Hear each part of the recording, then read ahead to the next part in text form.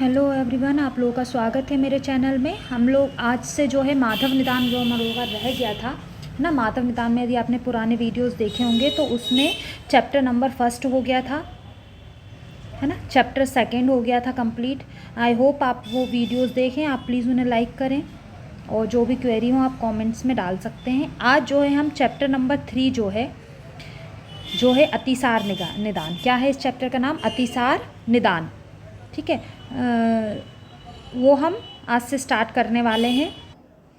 तो आइए शुरू करते हैं। आई होप आपको माधव निदान सीरीज़ पसंद आ रही होगी। ये बहुत इंपॉर्टेंट है। देखिए, यदि आप सेकंड प्रॉफ में हैं तो माधव निदान यदि आपने कर लिया तो आप चरक अच्छे से समझ सकते हैं, आप काय चिकित्सा अच्छे से समझ सकते हैं, क्योंकि इसके बाद जो है माधव निदान में आपकी ईटियोलॉजी कंप्लीट हो जाती है ना।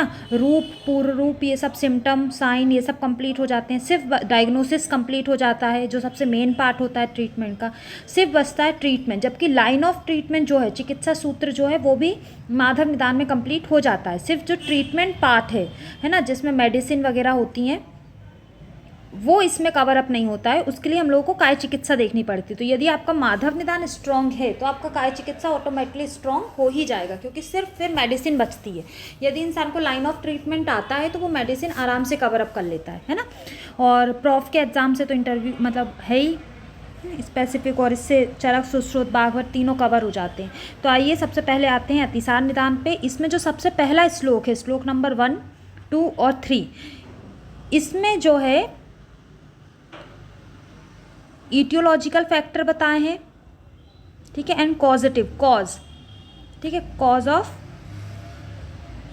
अतिसार,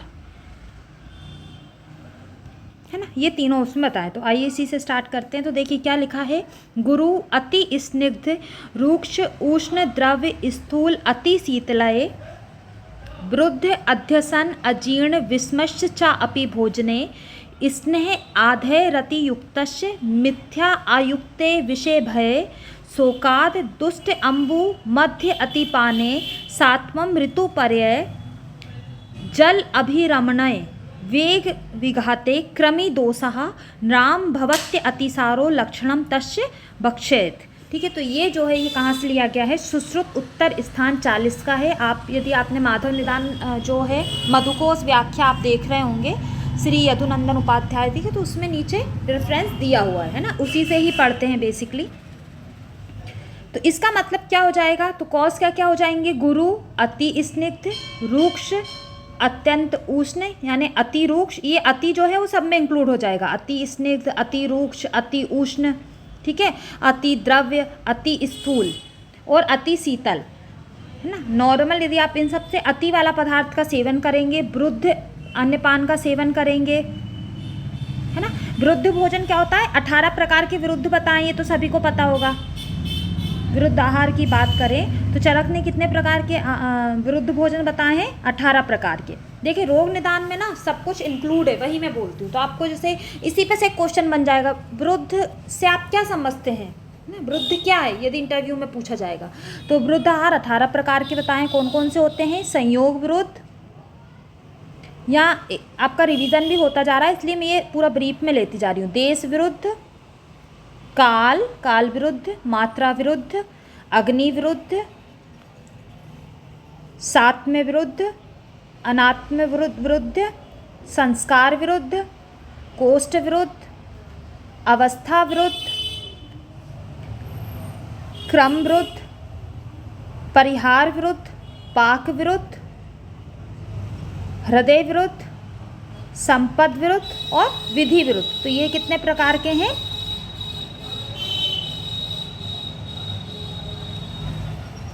टोटल जो है कितने प्रकार के विरुद्ध बताए गए हैं? 18 प्रकार के विरुद्ध बताए गए हैं ना। तो विरुद्ध आहार का सेवन करें। अध्यसन मतलब आपने खाया हो और वो पूरी तरह से पचा ना हो। भुक्तम पूर्वान्न से मतलब पुराना जो अन्न है वो बचा हुआ हो, पाचन ना हुआ हो, उसको क्या बोलेंगे? अध्यसन बोलेंगे, है ना। अजीर्ण विषमस्य चापी भोजन, अजीर्ण में भोजन कर लिया हो। विषम भोजन, विषम मतलब या कम खाना हो तो आपने ज़्यादा खा लिया हो, ज़्यादा खाना हो तो आपने कम खा लिया हो, या कभी कम कभी ज़्यादा खा लिया हो। स्नेहन स्वेदन सिरोवरेचन मतलब स्नेहन आदि, इसमें स्नेहन आधे मतलब जो अपने पंचकर्म है पूरे, पंचकर्म में क्या पूर्व कर्म और पंचकर्म जो है उन सबको इंक्लूड किया गया है। तो स्नेहन, स्वेदन, सिरोवरेचन आदि जो भी पंचकर्म है उनके क्या हो जाने, मिथ्या योग से, ठीक है, भी अतिसार हो जाता है। विष प्रयोग से, भय से, शोक से, दुष्ट अम्बु सेवन से, है ना, मतलब आजकल जो सबसे ज़्यादा कॉज होता है, अपन गंदा पानी पी लेते हैं तो अपन को क्या हो जाता है, फूड पॉइजनिंग हो जाती है। मद्यपान के अति सेवन से भी हो जाता है। सात्म से, असात्म भोजन करने से, ठीक है। ऋतु, सात्म विरुद्ध और ऋतु विरुद्ध इसमें जो है संधि हुई है, ठीक है। साथ में ऋतु पर है, मतलब साथ में विरुद्ध और ऋतु विरुद्ध भोजन आपने किया हो।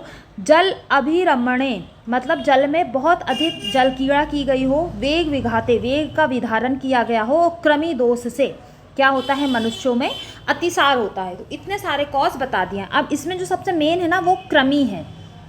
हम साथ में थोड़ा मॉडर्न भी कवर अप करते चलते ताकि आपको प्रॉफ में लिखने के लिए और आपका जो कॉन्सेप्ट हो वो क्लियर हो। मेरी कोशिश ये है कि आपका कॉन्सेप्ट माइंड में क्लियर होना चाहिए, है ना। तो जो क्रमी दोष है, क्रमी दोष को क्या दिया गया है, क्रमी दोष मतलब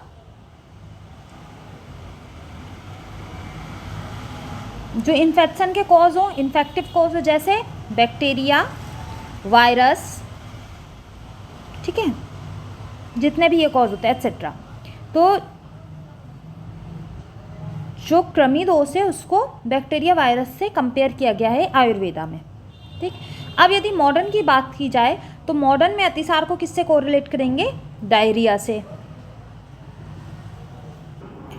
डायरिया की बात की जाए तो डायरिया डिफाइन कैसे होता है,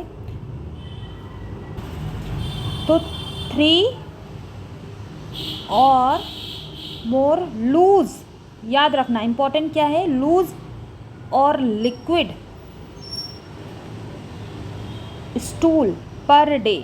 यदि 3 या 3 से ज़्यादा लूज और लिक्विड स्टूल पर डे निकल रहा है तो उसको हम क्या डिफाइन करेंगे, उसको हम क्या बोलेंगे, डायरिया बोलेंगे, ठीक है। या एक जो नॉर्मल इंडिविजुअल है उसका जितना पास होता है, मान लो वो 3 टाइम जाता है, उससे ज़्यादा वो 6 टाइम जाने लगा तो क्या हो जाएगा, डायरिया है। पर इसमें आपको एक बेसिक चीज़ ये याद रखना है कि जो फॉर्म्ड स्टूल यदि निकल रहा है तो वो डायरिया नहीं है, उसके लिए लिक्विड या लूज स्टूल होना ज़रूरी होता है, ठीक है। डायरिया जो रहता है वो बहुत सारे दिनों तक रह सकता है,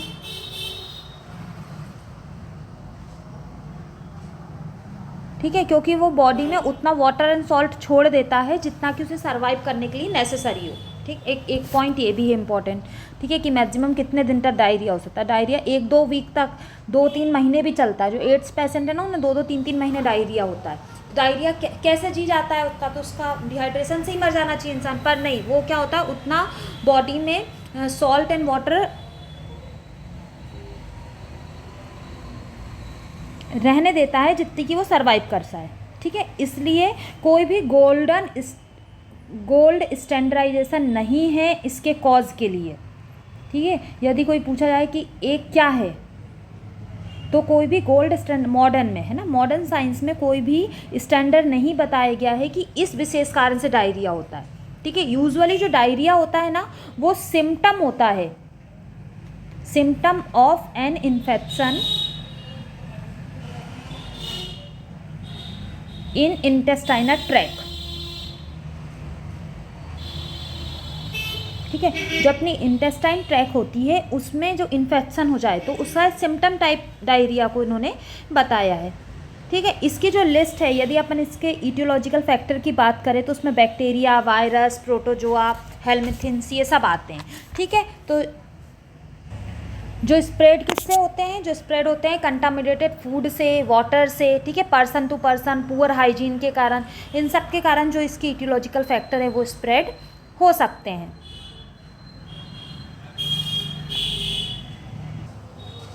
ठीक है। तो यदि इस इन्फेक्शन का जो इंटेस्टाइनल ट्रैक में इन्फेक्शन होता है उसका मेन कॉज क्या होता है, उसका मेन कॉज होता है आपका सैनिटाइजेशन सही से नहीं होना, हाइजीन सही से नहीं होना, कंटामिनेटेड फूड एंड वाटर होना, ठीक है।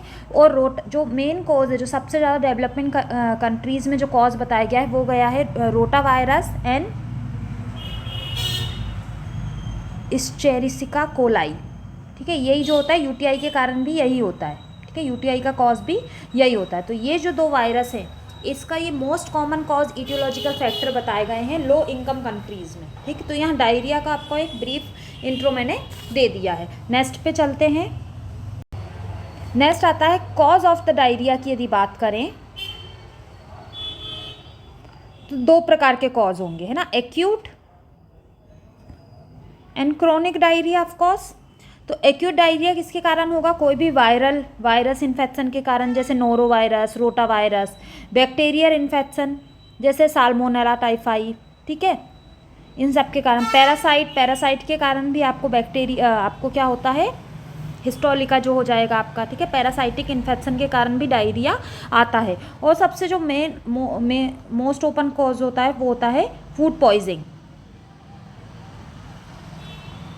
है ना। फूड पॉइजन के कारण भी क्या होता है, आपको कई बार डायरिया होता है। इसमें ड्रग्स भी जैसे कई जो रेगुलर लेजेटिव्स ले रहे हैं, मैग्नीशियम कंटेनिंग एंटासिड ले रहे हैं, एंटी नियोप्लास्टिक ड्रग ले रहे हैं, उनके कारण भी क्या होता है, कई बार डायरिया होता है। आप देखना जिनको कीमोथेरेपी शुरू होती है ना, कई बार उनको फर्स्ट कीमो में डायरिया की प्रॉब्लम होती है ना, तो वो एंटी नियोप्लास्टिक ड्रग का भी एक साइड इफेक्ट होता है डायरिया। क्रॉनिक डायरिया किसके कारण होता है? वही ड्रग्स के कारण। यदि कोई कीमो पे है तो उसको हर कीमो में डायरिया होगा, है ना। जो एंटासिड लेते हैं उन लोगों को भी डायरिया, उनकी लूज स्टूल ही हो जाती है। जो बहुत ज़्यादा लेजेटिव ले रहे होते हैं, कैफीन बहुत ज़्यादा लेते हैं, ठीक है, उसके कारण भी क्या होता है, अपना डायरिया बताया गया है। एक होता है फंक्शनल डायरिया के कारण भी क्रोनिक डायरिया होता है, जैसे किसी को IBS हो, है ना। IBS का एक होता है स्ट्रेस से होता है डायरिया, फिर डायरिया से फिर स्ट्रेस होगा, स्ट्रेस से फिर डायरिया होगा, तो ये सर्कल बना रहता है। जब तक इन दोनों में से एक कोई को ब्रेक नहीं करोगे तब तक IBS सही नहीं होगा। इसलिए IBS में साइकोलॉजिकल ड्रग्स भी दी जाती हैं, ठीक है। उसके बाद कुछ ऐसे प्रोडक्ट होते हैं, डायरेक्टरी फैक्टर्स जो कुछ ऐसे डाइट होती हैं अपनी जो इसको बढ़ाती हैं, जैसे कैफीन, मतलब कोई भी उसको अपन को चाय कॉफ़ी का मना करना है। फ्रुक्टोज, जो भी जैसे ग्रेप्स जूसेस, है ना, जितने भी ये रहते हैं एप्पल जूसेस वगैरह, जितने भी फ्रूट सॉफ्ट ड्रिंक्स होती है जिसमें फ्रूट फ्लेवर होता है, वो सब भी क्या होता है, आपकी डायरिया को बढ़ाते हैं, ठीक है। कुछ ड्रग्स जैसे मैनिटॉल, मैंने अभी बताया, सार्बिटॉल, ये भी क्या करते हैं, डायरिया बढ़ाते हैं। लैक्टोज जो रहता है वो भी डायरिया को बढ़ाता है, ठीक है। मैग्नीशियम डायरिया को बढ़ाता है, ठीक है। IBS मैंने बता ही दिया है। स्ट्रेस ना, कोई भी कई बार सर्जरी के कारण भी डायरिया हो जाता है ना। कोई भी यदि गैस्ट्रिक बाईपास सर्जरी हो, रिसेक्शन हुआ हो, तो भी कई बार ट्यूमर्स के कारण भी डायरिया होता है। आपको ये ध्यान में रखना है चीज़ें वहाँ, है ना। जैसे कॉलोन कार्सिनोमा हो या कॉलोन्स में कोई एडिनोमा वगैरह हो तो भी ट्यूमर हो तो भी क्या हो जाता है, डायरिया होता है, ठीक है। तो मेनली कॉज और डायरिया का थोड़ा सा इंट्रो मैंने दे दिया है। नेक्स्ट श्लोक पे आते हैं हम लोग। अब जो है इस श्लोक में क्या बोला है सुश्रुत ने इस श्लोक में बताया है, सुश्रुत उत्तर स्थान का ही ये श्लोक है, और इसमें इन्होंने संप्राप्ति पैथोजेनेसिस बताई है पूरे अतिसार की। तो आयुर्वेद अनुसार देखते हैं, संशय आपानाम धातुर अग्नि प्रबध्या सकृत मिश्रो वायुनाम अधः प्रणुतः सा रक्त अतीव अतिसारम तम आहु व्याधि घोरम सठ विधम तम विदन्ति एकैकसः सर्वसः च अपि दोषे शोकय न अन्यम षष्ठ आमेन च उक्तः। तो ये जो है संप्राप्ति बताइए सिंपल। तो देखिए इसमें क्या बोल रहे हैं, संशय आपाम धातु मतलब क्या हो जाएगा, दुष्ट निदान सेवन किया, निदान सेवन से क्या हुआ, निदान सेवन से हुआ आपके जो आपकी आप्य धातु है वो क्या हुई, दुष्ट हुई, संदूषित हुई, ठीक है। तो दुष्ट जलीय धातु अग्नि प्रावध्या पाचक, अग्नि प्रावध्या सकृत मिस्तु, पाचक अग्नि को क्या करेगी, पाचक अग्नि को मंद करके मल के साथ वायु के द्वारा प्रेरित होकर अधोमार्ग में, ठीक है। जो अपनी जलीय धातु है, उसके जलीय धातु दुष्ट हुई, उसके कारण क्या हो जाएगी, अग्निमंद होगी। अग्निमंद होने पर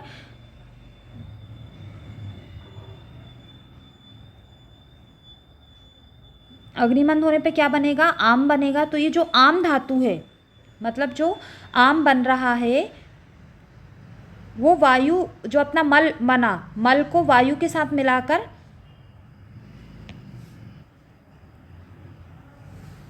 देखिए थोड़ा कन्फ्यूज़न मुझे ही हो गया, सॉरी। तो देखो इसमें क्या बोल रहे हैं, जो अपनी आप्य धातु संदूषित हुई, उसके बाद उसने अग्नि को, जो अग्निमंद है ऑलरेडी, निदान सेवन से अग्निमंद होगी और आपकी आप धातु दुष्ट होगी। यहाँ कन्फ्यूज़न हो रहा था। तो जो आप्य धातु है वो किसके साथ मिल जाएगी, मल के साथ मिलकर वायु के द्वारा अधोमार्ग से प्रचुर मात्रा में बाहर निकलेगी, और इसको क्या बोलेंगे, अतिसार। इस घोर व्याधि को क्या बोलेंगे, अतिसार। तो घोरम तमाहु व्याधि घोरम, तो घोर व्याधि किसको बोला है, अतिसार को बोला है। सिंपल भाषा में समझ आ गई कि यदि निदान सेवन करेंगे, निदान सेवन से क्या होगा, जो आप्य धातु है, जो जलीय धातु है अपनी, वो क्या हो जाती है, दूषित हो जाती है। साथ में क्या होता है, अग्नि मंद होती है। तो जब अग्नि मंद होती है और आप्य धातु दूषित हो जाती है, तो उसके कारण क्या होता है, आम बनता है, या इसी को अपक्व मल भी बोल सकते हैं। ठीक है। तो ये अपक्व मल के साथ मिलकर जो आम धातु है, जो आप्य धातु है, वायु द्वारा, ठीक है, वायु द्वारा क्या होती है, अधोमार्ग में प्रवाहित होती है। अधोमार्ग से प्रवाहित होगी। आप्य धातु आम में मिलेगा तो लिक्विड स्टूल बन जाएगा, और इसको क्या बोलेंगे, इसको, इस घोर व्याधि को क्या बोलेंगे, अतिसार बोलेंगे। ठीक है। कई बार श्लोक में इतना आगे पीछे दिया होता है कि हम खुद ही कंफ्यूज हो जाते हैं, काफ़ी समय बाद पढ़ो तो। कई बार क्या होता है, और ये कितने प्रकार के बताए हैं, 6 प्रकार के अतिसार बताए, यही इन्होंने टाइप बता दिए हैं। तो कितने प्रकार के अतिसार माधव ने बोले हैं, माधव ने 6 प्रकार के अतिसार बोले हैं। कौन कौन से, वातज, पित्तज, कफज, सन्निपातज, शोकज, शोक के कारण, और आमज, है ना। आमज की तो उन्होंने ये संप्राप्ति बताई है।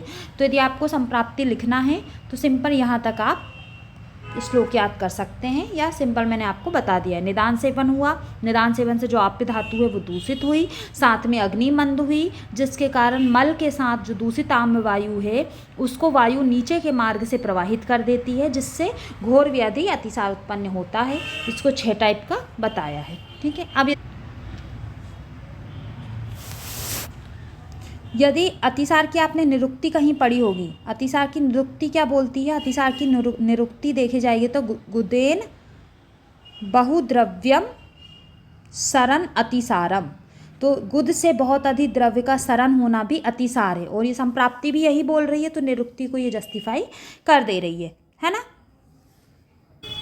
अब यदि मॉडर्न साइंस में बात करें तो बेसिकली ना, क्लिनिकल टाइप यदि बात करें, क्लिनिकल टाइप ऑफ डायरिया की यदि बात करें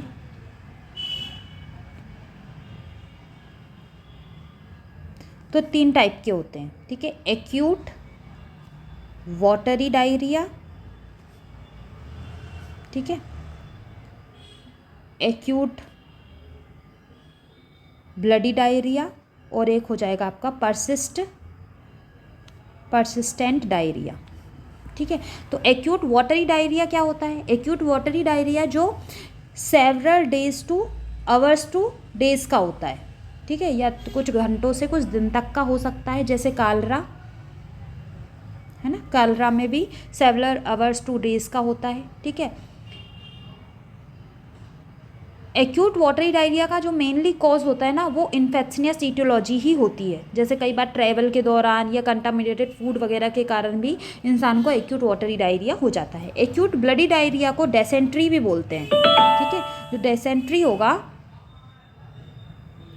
वो किस में जाएगा, एक्यूट ब्लडी डायरिया में आ जाएगा। इसमें क्या होता है, यदि हेल्दी पर्सन है जो जिसमें हीमोडायनेमिक इनस्टेबिलिटी है, नहीं है, ठीक है, मतलब कोई हीमोडायनेमिक चेंजेस नहीं है और सिर्फ ब्लड आ रहा है डायरिया में, तो वो एंटेरो इन्वेसिव इन्फेक्शन के कारण हो सकता है।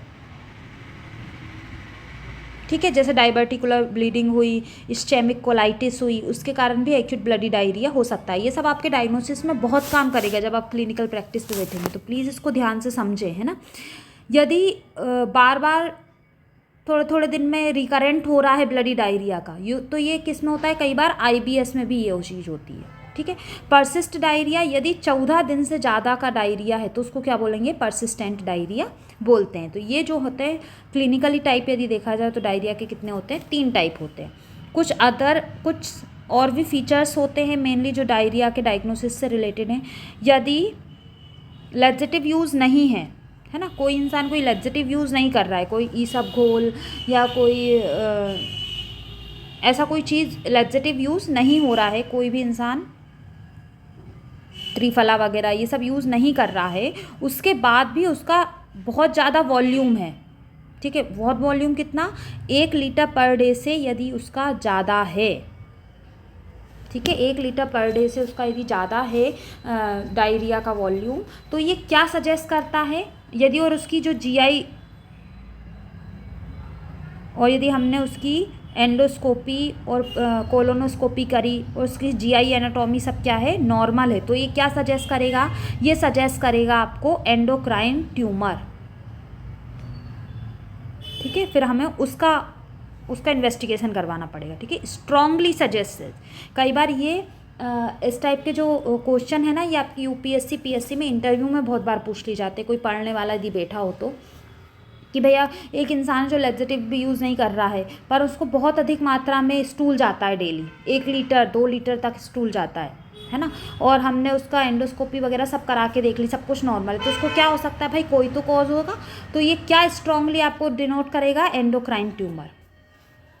ठीक है, फिर नेक्स्ट एक कंडीशन होती है, यदि ऑयल ड्रॉप है उसके स्टूल में, ठीक है, कुछ ऑयल जैसा दिख रहा है, और उसके साथ क्या हो रहा है, वेट लॉस भी हो रहा है, ठीक है, तो ये क्या सजेस्ट करता है, माल अब्जॉर्प्शन। ठीक है,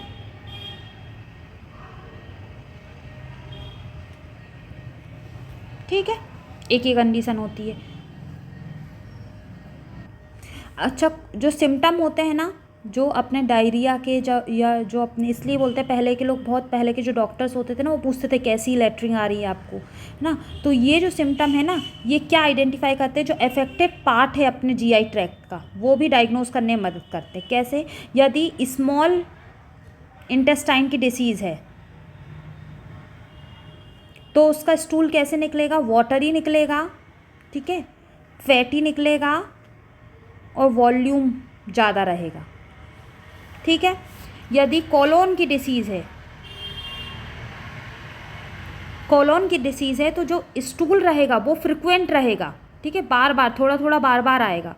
ठीक है, small in quantity, small in volume में थोड़ा बार बार आएगा। ठीक है, तो इसलिए गृहिणी में देखना थोड़ा स्टूल बार बार जाता है, और क्या रहेगा, उसमें ब्लड रह सकता है, उसमें म्यूकस रह सकता है, उसमें पस रह सकता है। ठीक है, और उसके साथ क्या रहेगा, जो डिस्कम्फर्ट है वो बहुत ज़्यादा रहेगा। ठीक है, उसका पेट मरोड़ खाता रहेगा। तो ये किससे रिलेटेड है, आपके कॉलोन से रहती है। ये बहुत इंपॉर्टेंट है भाई, रोग निदान यही तो है। डिफरेंसेस डायग्नोसिस कैसे करोगे कि स्मॉल आपको नहीं दे रहे हैं कोई टेस्ट, आप सिम्टम से बताइए, तो ये आपको ध्यान रखना है। ठीक है, आई होप आपको पसंद आ रहा हो। यदि आपको ये बेनिफिट, आपको इससे फ़ायदा हो, आपको समझ अच्छा आ रहा हो, तो प्लीज़ इसको लाइक करें। एक आता है IBS, जो अब बच्चों में बहुत ज़्यादा होता है, इसको बोलते हैं इरिटेबल वॉबल सिंड्रोम क्यों, क्योंकि इसमें बहुत सारी डिसीज़ साथ में रहती हैं। सबसे पहला जो डिफिकेशन होगा ना, वो पेन के साथ रहेगा। ठीक है, पेन रिलेटेड रहेगा, और जो स्टूल की फ्रिक्वेंसी रहती है इसमें, और कंसिस्टेंसी, मतलब कभी क्या रहेगा, पतला रहेगा, कभी गाढ़ा रहेगा, फिर कभी ज़्यादा आएगा, कभी आएगा, ये भी इसमें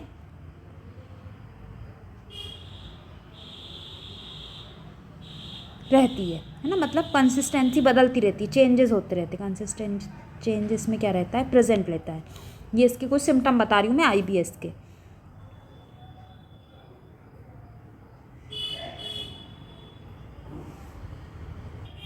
एक टर्म और होती है, वो होती है फंक्शनल डायरिया। ठीक है, फंक्शनल डायरिया क्या होता है? फंक्शनल डायरिया, फंक्शनल डायरिया होता है यदि लूज और वाटरी स्टूल आ रहा है, ठीक है, और इसका ऑनसेट कितना है? इसका ऑनसेट है मतलब कब से आ रहा है? 6 मंथ से आ रहा है,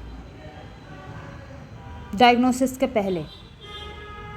उसको क्या बोलते हैं अपन? फंक्शनल डायरिया के अंदर रहेंगे। इसमें एब्डोमिनल पेन हो सकता है, ब्लोटिंग हो सकती है, ठीक है, पर ये प्रोमिनेंट सिम्टम नहीं होंगे। प्रोमिनेंट सिम्टम क्या रहेगा? उसको लूज और वाटरी डिस्चार्ज, वाटरी आपका स्टूल पास होगा, ठीक है।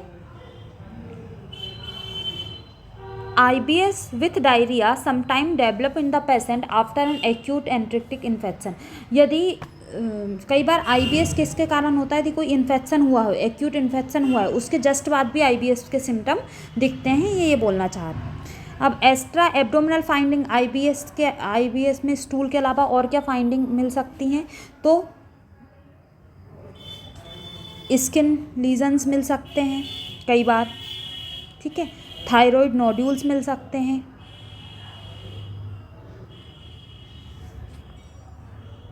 ठीक है। एक बहुत इंपॉर्टेंट, राइट साइड मरमर,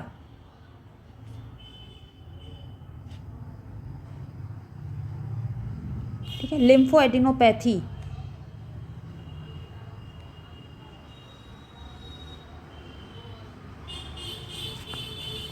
और अर्थराइटिस यदि बहुत ज़्यादा, ये कॉम्प्लिकेशन भी कह सकते हैं, ठीक है।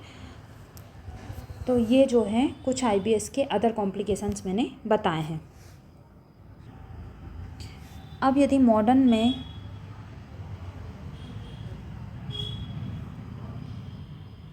पैथोजेनेसिस देखें,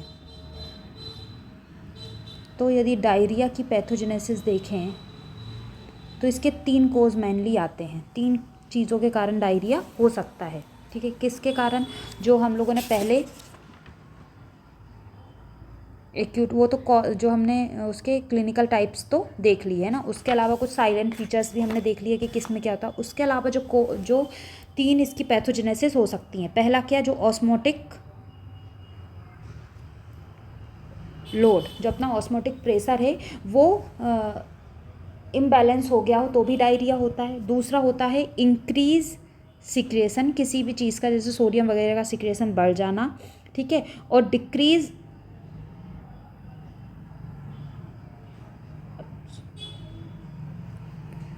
एंड डिक्रीज अब्जॉर्प्शन, ठीक है। इसमें क्या होता है? जो अपने इलेक्ट्रोलाइट वगैरह रहें वो सीक्रेट ज़्यादा होने लगते हैं, और जो वाटर वगैरह हैं वो अब्जॉर्ब कम, मतलब वाटर और इलेक्ट्रोलाइट सीक्रेट ज़्यादा होंगे, अब्जॉर्ब कम होंगे। फिर एक और इसका कॉज होता है reduction of surface area, surface area का कम हो जाना, मतलब जो भी हमारा इंटेस्टाइन में जा रहा है वो उतनी देर इंटेस्टाइन में रुक नहीं रहा है कि वो अब्जॉर्ब हो पाए, है ना। उसका जो सरफेस एरिया से कांटेक्ट टाइम है, surface area contact time product का कम हो जाना, जिससे वो वैसा की वैसा निकल जाता है। तो इसके 3 कॉज समझ में आ रहे हैं। तो ये किस कारण होते हैं? तो सबसे पहले की हम बात करेंगे, सबसे पहले की यदि हम बात करें तो वो है ऑस्मोटिक लोड।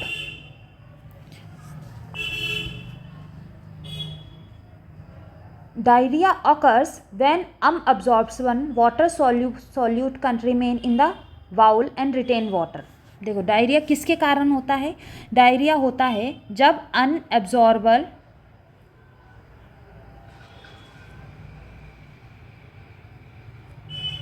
वाटर सॉल्यूबल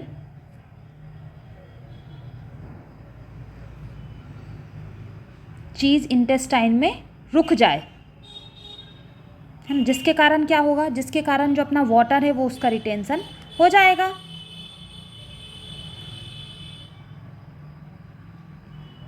ये वाटर, ये जो प्रोडक्ट हैं ये क्या होते हैं? ये प्रोडक्ट होते हैं जैसे अपने polyethylene glycol, magnesium salt, sodium phosphate, ये सब लैक्सेटिव के यूज़ में होते हैं, ठीक है। कई बार ऑस्मोटिक डायरिया किसके कारण होता है? शुगर इंटॉलरेंस के कारण भी होता है, ठीक है। कई बार सार्बिटोल, मैनिटोल जैसी यदि लार्ज अमाउंट में अपन हेक्सिटोल्स यूज़ कर रहे हैं, जो कि कई दवाई वगैरह में भी होता है, उसके कारण भी इस प्रकार का डायरिया हो जाता है ना। और जो फ्रक्टोज के कारण जो डायरिया होता है वो भी इसके कारण हो जाता है। ठीक है, जो लेजेटिव बहुत ज़्यादा समय से यूज़ कर रहे हैं उनको जो डायरिया बना जाता है वो भी ऑस्मोटिक प्रेशर बिगड़ने के कारण वाला ही होता है। ठीक है, तो एक टाइप का डायरिया, एक टाइप का कॉज क्या हो जाएगा, ऑस्मोटिक लोड डायरिया। आया समझ में कैसा होता है? जो अनअब्जॉर्बेबल प्रोडक्ट होते हैं, जो वाटर सॉल्यूबल होते हैं पर अनअब्जॉर्बेबल होते हैं, इंटेस्टाइन में रह के क्या करते हैं, वाटर का रिटेंशन कर लेते हैं, जिसके कारण ऑस्मोटिक प्रेशर अपना बिगड़ जाता है और डायरिया हो जाता है। अगला जो कॉज था वो क्या था, increase secretion and decrease absorption. किसका? किसका? इलेक्ट्रोलाइट का, ऑफ कोर्स वाटर का, है ना। मतलब जितने भी वो अब्जॉर्ब होते हैं उससे ज़्यादा उनका क्या हो रहा है, सिक्रेशन हो रहा है। ये किसके कारण होता है? ये मेनली होता है आपके इन्फेक्शन के कारण। इसका कॉज मेनली क्या होगा, इन्फेक्शन रहेगा, अनअब्जॉर्ब फैट्स रहेंगे, कुछ ड्रग्स के कारण भी हो जाता है। ठीक है, तो सबसे मेन इन्फेक्शन इसमें क्या है, गैस्ट्रोएंटराइटिस, जो बहुत कॉमन होता है। आपको सबसे ज़्यादा डायरिया के यदि पेशेंट लगेंगे गैस्ट्रोएंटराइटिस में रहेंगे। ये मोस्ट कॉमन कॉज होता है सिक्रेटरी डायरिया का, है ना। इसको कौन सा बोलते हैं, इस डायरिया को नाम क्या बोलते हैं, सिक्रिएटी डायरिया। ठीक है, इसका मेन मोस्ट कॉमन कॉज कौन सा है, गैस्ट्रोएंटराइटिस। गैस्ट्रोएंटराइटिस में यदि बात की जाए तो डायरिया एक्यूट डायरिया होता है जो 4 दिन से कम का होता है ना। ये क्या करते हैं, ये सोडियम पोटेशियम एक्सचेंज को ब्लॉक कर देते हैं।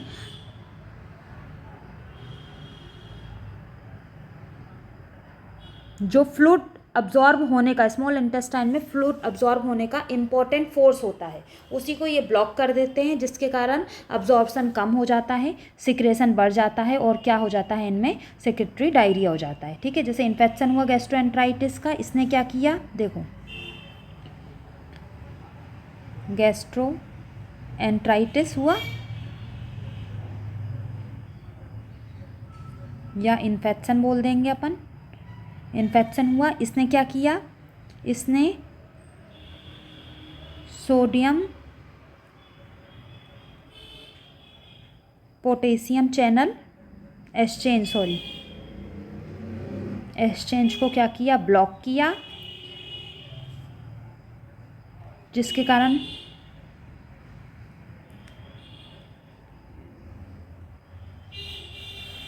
फ्लूइड अब्जॉर्प्शन कम हो गया इंटेस्टाइन में, इसके कारण